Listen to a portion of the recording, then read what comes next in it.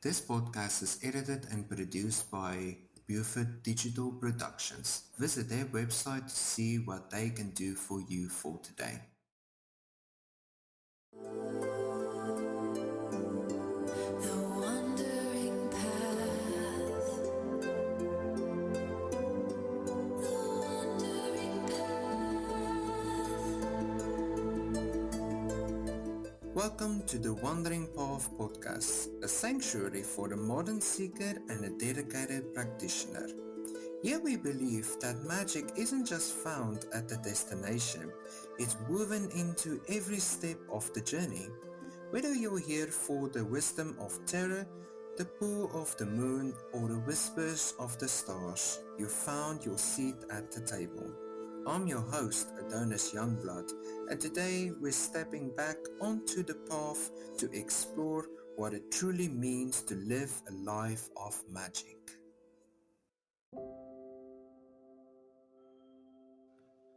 Welcome back to this wonderful podcast. I want to thank everyone who has been listening on the different and me trying to expand many different platforms that this podcast is on. And also, great news, thanks to the help of Buford Digital Productions, I now have a website for this particular podcast, which I am incredibly thankful for. And there will be multiple links everywhere on the different platforms where I post my tarot readings and now my podcasting. So, in today's podcast, I want to talk about a topic that's kind of bringing people to a standstill when they just hear the word spirituality. What is spirituality? Spirituality is such a broad and personal landscape, but at the core, it usually is about seeking a sense of connection to something larger or greater than yourself. It's less about a rigid set of rules and more about the why behind everything that exists in our modern day life. This particular episode, I want to focus more on traditional and modern spirituality because there is a difference and there isn't enough evidence to prove which one is better because, like I said, it depends on the person and one person's view of life, of which one feels much better for you. But with connection and transparency, for many, spirituality is the search for a relationship with the divine, with the universe, or a higher power. It's the feeling of awe when you look at the stars or the peace found in nature. It's the belief that there is an underlying order of energy that ties everything and everyone within itself together. Inner work and self discovery. A huge part of spiritual practice today involves shadow work and self reflection. This is the process of looking inward to understand your motivations, healing past wounds, and aligning your daily actions with your true values. It's about becoming more conscious or awake in your own life and in your own path towards enlightenment. Rituals and practices. Rituals help us ground an abstract belief into a physical world. Some people who follow this path would work with tarot or divination. For example, like I would. I use tarot and divination to seek out answers to the why of everything. And elemental work connecting with fire, water, earth, and air to focus intent. As everyone has heard in the first and I think in the second episode, I am an elemental witch, which means that my path involves working with the 4 to 5 different elements that exist in our daily lives.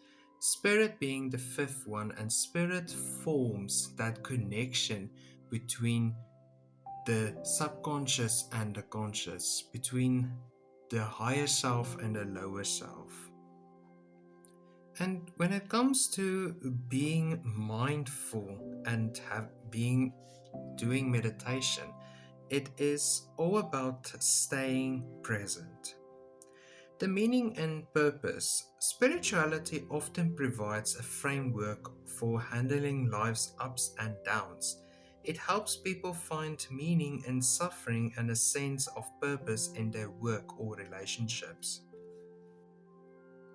It's a way to move through the world with intention rather than just reacting to whatever happens next.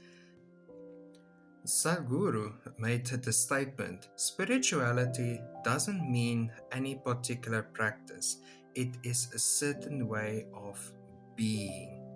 I really truly hope that I pronounced that his name or their name correctly. I do hope so, and if I didn't, I apologize deeply.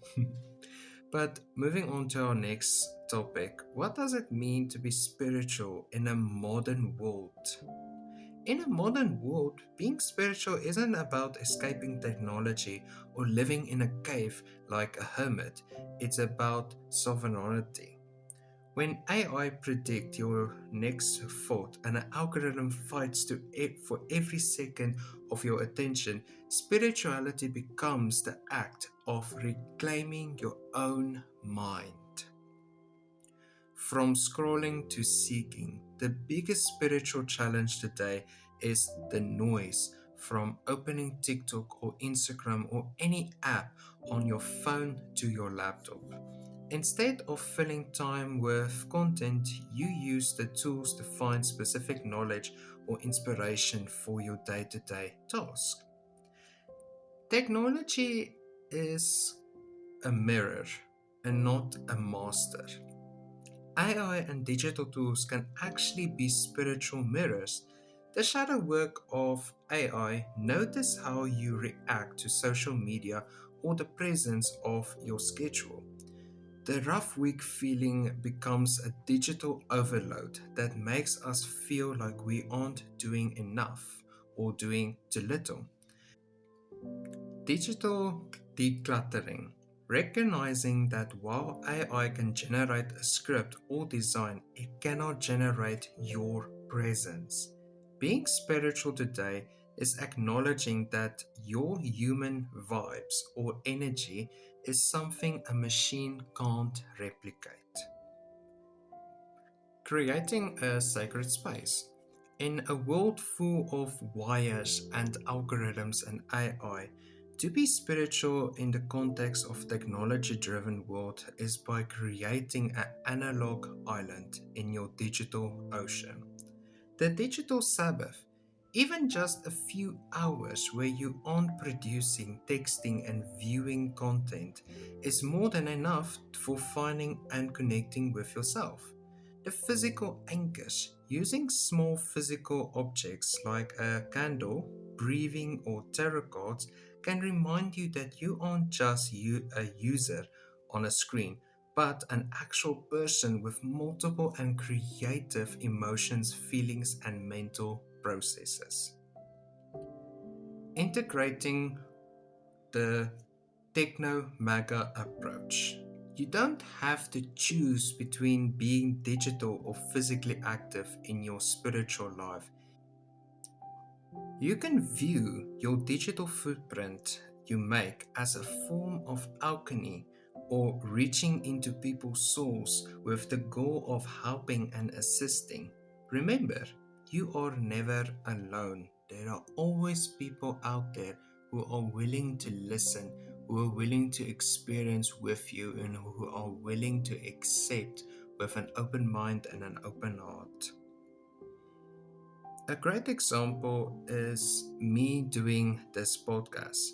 I am taking the time and sound and I am manipulating it to tell a story. That is a deep form of spirituality, and in the same breath, I'm reaching a wide variety of people with my knowledge and wisdom. The same thing as our ancestors did many, many moons ago. but we can do it much more efficiently and clearer. In summary, the difference between modern and traditional spirituality. When it comes to silence, the traditional view is sitting in a quiet room, and in a modern tech view, turning off notifications to reclaim your focus. The connections we make. Traditionally, meeting people in a temple or in a church, but in modern views, building a community via podcasting or social media. The being present in the moment. Traditionally, being in nature, listening to nature, and experiencing nature, but in the modern tech view, being conscious while using your digital tools. We can listen to different forms of music that help us ground ourselves and to believe back into this phase of our life that we are in control and nothing else is in control of our own life and destiny. The different practices views in the traditional sense is by daily prayers or rituals, and in a modern tech view, it's using tech to support your mindfulness. There's so many apps, there's so many ways that you can set timers where you focus on just breathing and being in the moment and living the moment.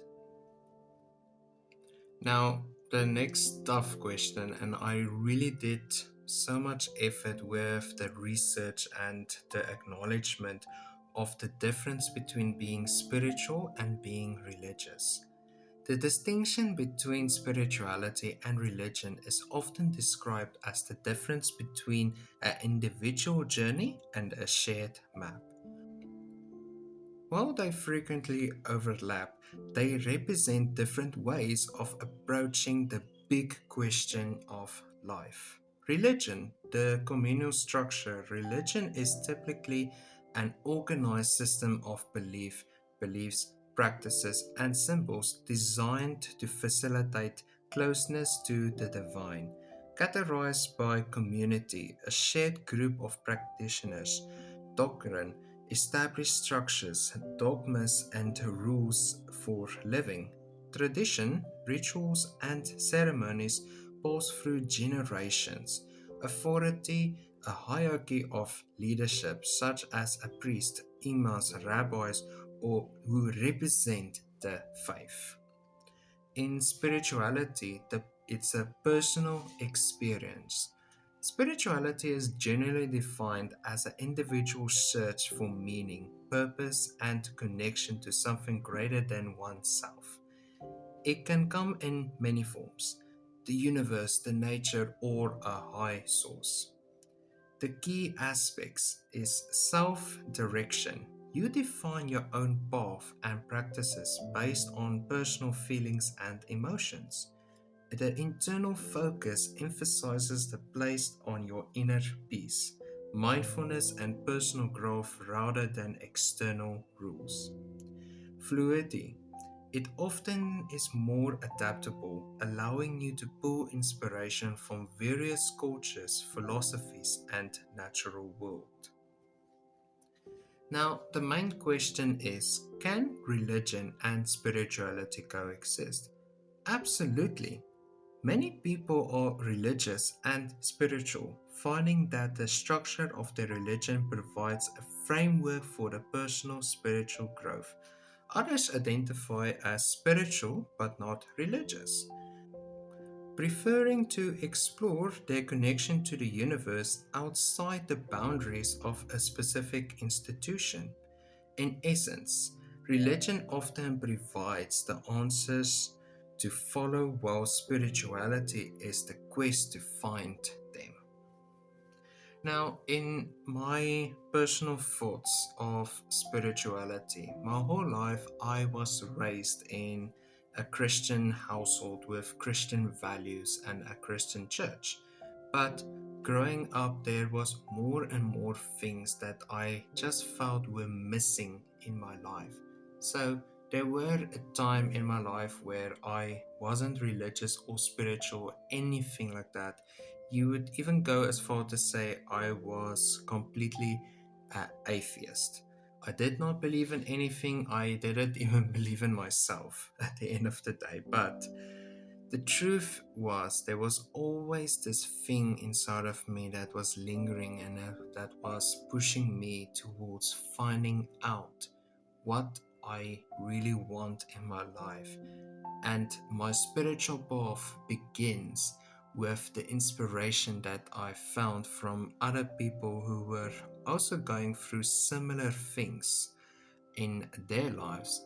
And I started to realize the freedom that I experienced from following the path of enlightenment doesn't have to be because of a big book written thousands of years ago, but by the inspiration of people who go out of the way to do good and to be good.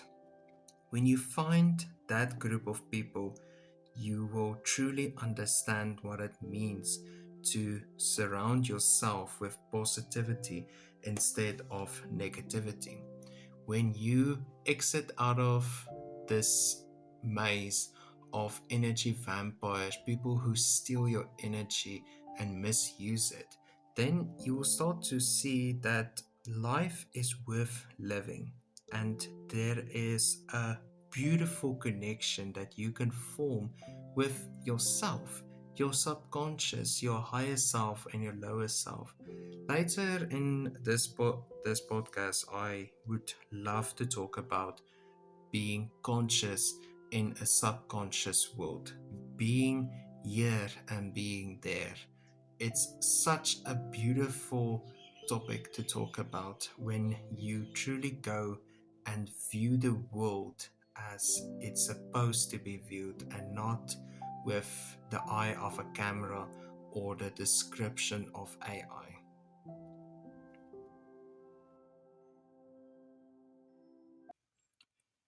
This podcast is presented and edited by Buford Digital Productions. I hope you enjoyed listening to this podcast and thank you for taking the time. And as always, have a wonderful and a blessed day.